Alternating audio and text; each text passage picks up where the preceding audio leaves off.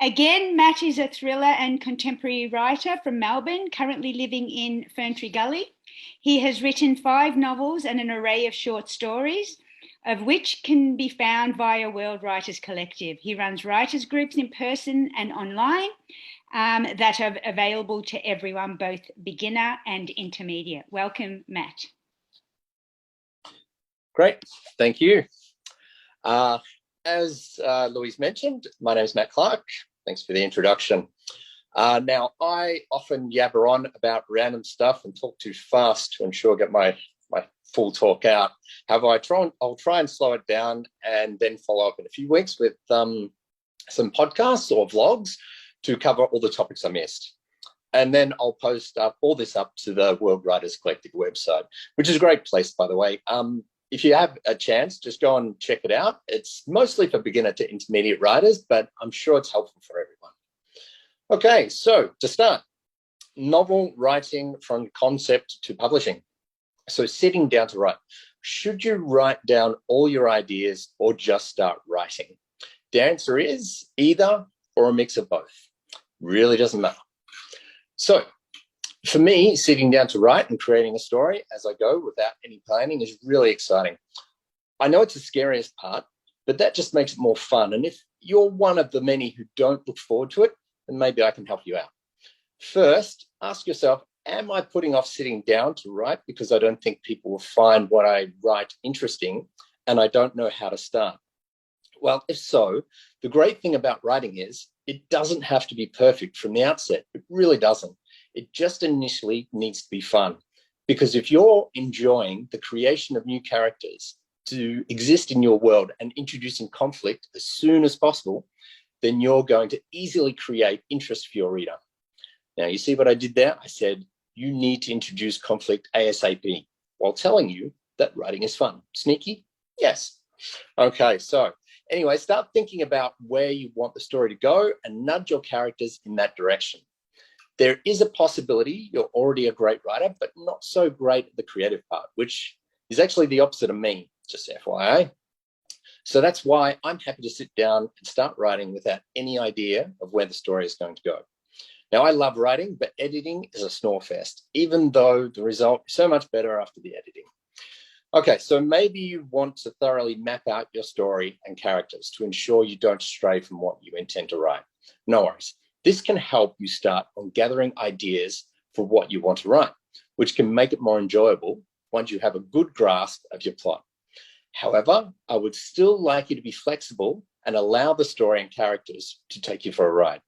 This may then allow the story to flow into more exciting places. Often, I'll only start planning once I have the story heading in the right direction. And even though I do this, I'm usually unsure how the story will end. By the way, once you do have your ending in mind, then write it down straight away. You don't want to lose that. More on this later if we have time to talk about the start, middle, and ending. I'm sure we'll have time. Okay, character creation and their point of view, or POV, if you like. We're getting into the nuts and bolts now, so try not to tune out if you can. It's important you get these parts right, especially once you start editing. Yes, this is the boring part for some, including me, but it's fun. It's the fun part for intelligent people, or what I like to call them, weirdos. Sorry, weirdos, but you're all smarter than me, and I need you to read my work and tell me what to fix. My preference is creation rather than editing. However, without your work, my work would be a pile of poo. Okay, in saying all that, I do edit lots, but we can talk about this more if we get time, which we won't because I'll be up in my 10 minutes once I actually finish with start, middle, and end. Okay, so the two general ways I write stories are first and third person. My preferred is third person because it feels more free. This way I can write about how multiple characters are dealing with situations as well as get inside their heads. Just remember that you cannot change a character's point of view randomly. Stay inside one character's head for the majority of the time. Then when you go change point of views, leave a space so that it doesn't shock the reader. Okay, good. You may find that you've created a character in your story that is not interesting and needs to be downgraded to a background character. In this case, it's unlikely they will ever need their own point of view. On the other hand, you may find that a background character you created is too interesting and may need more time in the light. Some characters are too similar to each other and often need to be deleted. I realized I did this with two buddy cops. They were just too similar. They were also using each other to bounce funny quips off each other. It was fun, but one of them had to go because they were just too the same. This is fine for background characters, by the way. The main characters need to be unique. In fact, no main character's name should sound similar to another, or even start with the same letter. This may sound weird, but it creates less confusion for the reader and allows each important character to shine in their own light. This allows the reader to imagine being the character themselves. And like me, you probably remember books better when you put yourself in the position of a great and unique character. Now, making characters distinctly different from other characters is really the only way your readers will appreciate them. Okay, let's move on to story arc. You'll have one main plot and multiple subplots. All are important and need to be interesting and fulfilling for the reader.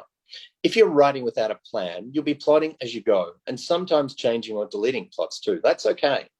In fact, a good trick is to over-exaggerate your story to make it more interesting. You can always pull it back in when you're editing if needed.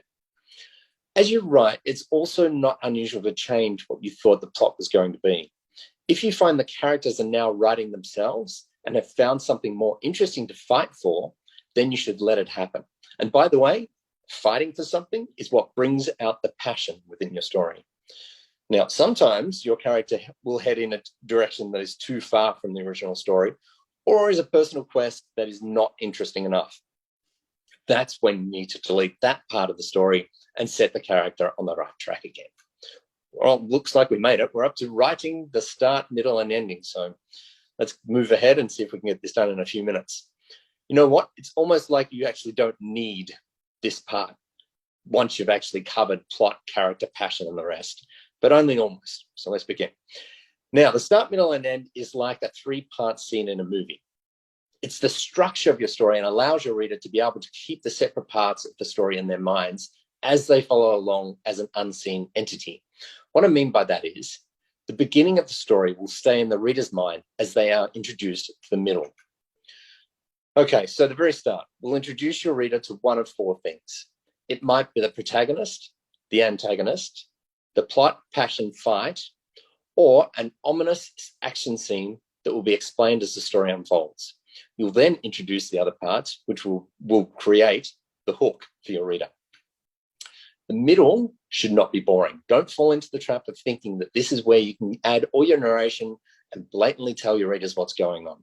If your reader gets spoon-fed too much of the information you want to impart on them, they'll just get bored.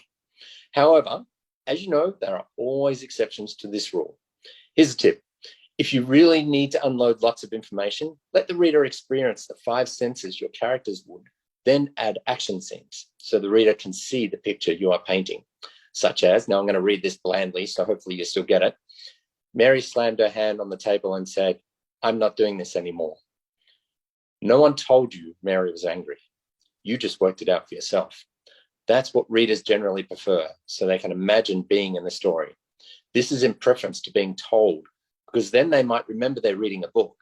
You don't want them to remember this, because then they might put your book down. Okay, in a nutshell, at the middle, your story arc is peaking, and the excitement should be building on how your protagonist will deal with the trouble they're currently in and how the story might end. That brings us to the ending, which is really, really difficult until suddenly it's not. A good ending wants to be great, but rarely satisfies everyone, so don't stress too much about that.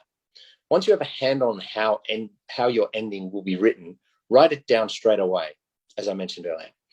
Put lots of thought into the ending and plan it out, such as wrap up loose ends, create an absolute ending that you believe could not have gone another way, make sure your story arc is concluding and not being left too open, and make sure your main character has grown. Now, I say main character because sometimes it's your antagonist who has grown, not your protagonist. Although in a perfect world, they're both grown. Most of the time, this is the only part of my novels I'll actually plan, because I know it needs to encompass everything the characters have been dealing with within the story.